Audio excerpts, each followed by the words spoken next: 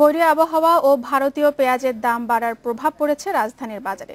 সপ্তাহের ব্যবধানে কেজিতে পাইকারি দাম বেড়েছে প্রায় 10 টাকা।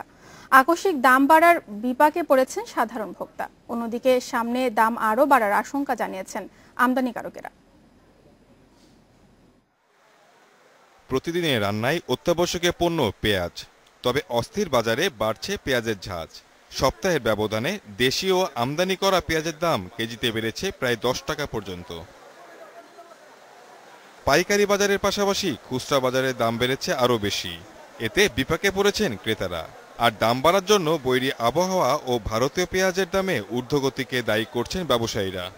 হঠাৎ করে দাম বেড়ে গেছে, এখন তো কিনতেই পাচ্ছি না, মনটা খারাপ হয়ে গেছে। পাইকারি কিনছি, এটা দোকানে তো আরো বেশি হইব, 50 টাকা কেজি হয়ে যাবে, কই 25 টাকা আর কই 50 টাকা।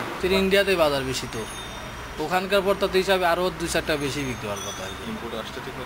ইনপুট আসতেছে কিন্তু ওখানে দাম বেশি।